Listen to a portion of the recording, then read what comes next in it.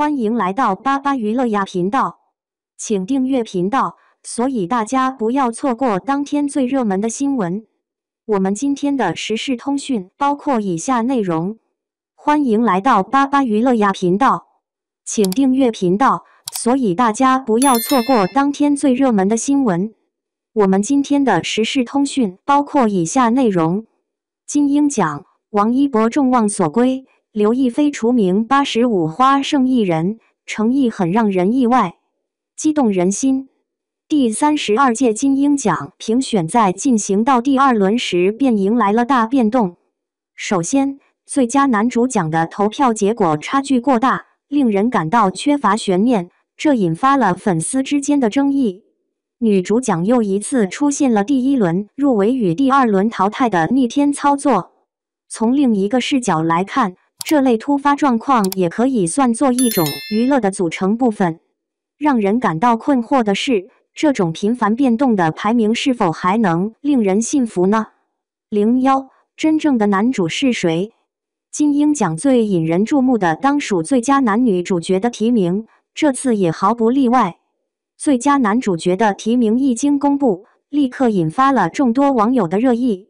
涵盖了从少年到成熟男性的各个年龄段男明星，即使不是圈内人士，其中肯定也有你熟悉的名字。根据芒果娱乐公布的12位明星来看，这次的入围名单确实存在一些可疑之处。往届入选的人员应该远不止这12个，显然他们只是挑选了其中的一部分明星。先不讨论某些人的价值，首先，这些明星们提名的作品本身就颇具争议性。例如提到了胡歌主演的《县委大院》，却没有提及《繁花》。在许多人看来，胡歌的《繁花》中明显更具代表性。不论是剧情内容、胡歌的表演，还是他的知名度，都显得更为突出。还有张若昀主演的《警察荣誉》，这确实令人感到惊讶。近期《庆余年》的热度真是惊人，这次的提名却与这部作品无关。不能仅仅讨论《警察荣誉》是否合适，实际上知道这个电视剧的人甚至都不是大多数。12位参与者的投票结果引发了较大争议。截至9月10日，诚意以182票的优势遥遥领先。除了流量小生王一博的《追风者》以92票排名第2。其他人的投票甚至不到40张，众人心中充满了疑问：这12位选手真的能够涵盖所有获得金鹰奖男主提名的人吗？针对这一疑惑，一些网友带着查明真相的心态访问了金鹰奖投票的官方网站。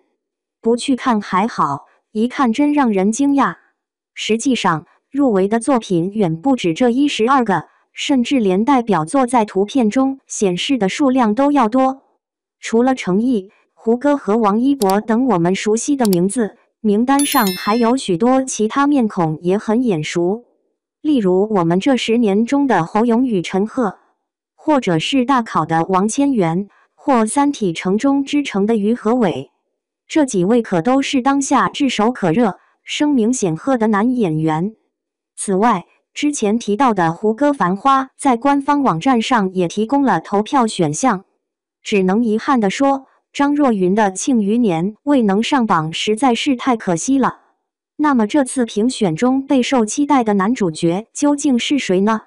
观众的眼光非常敏锐，优质的作品总会被关注到。目前，诚意和王凯是受到广泛支持的2位明星。其次是像王一博这样年轻的明星，尽管王一博始终身处流量明星的舆论漩涡，然而《追风者》这部剧确实平息了许多质疑的声音。与最佳男主角的诸多争议相比，最佳女主角的竞争则显得更加顺畅。有实力的女明星无论在哪里都显得格外引人注目。02 85舞动花朵。85花的百花奖之争刚平息不久，金鹰奖便再度掀起了争夺战。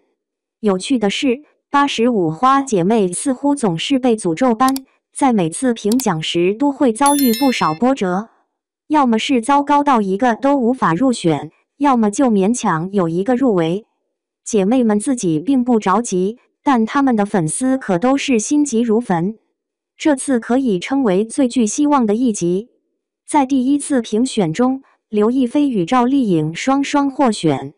这对姐妹最近各自都有了一部非常受欢迎的代表作品，例如刘亦菲主演的《玫瑰的故事》，黄奕梅的情感纠葛吸引了无数观众驻足。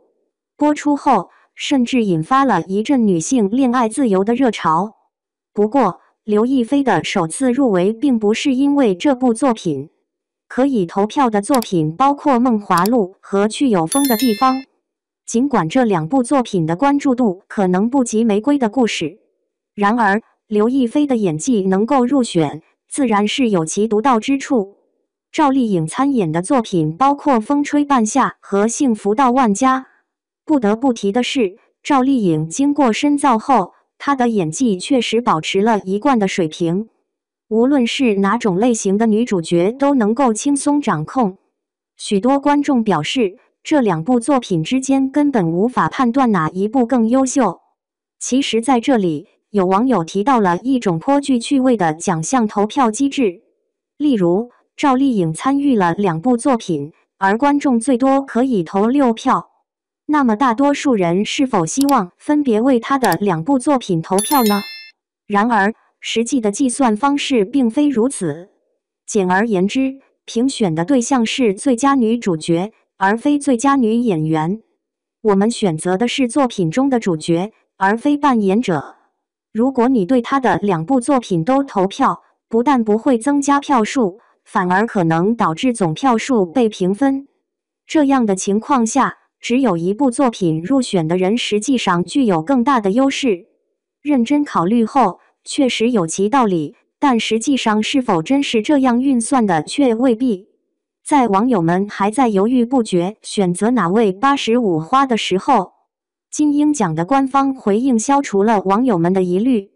刘亦菲的名字在第2轮中彻底消失了。03一轮淘汰，取消资格。刘亦菲的粉丝起初还认为她已经在第1轮被淘汰了，然而刘亦菲的应对方式实际上比一轮游更为匪夷所思。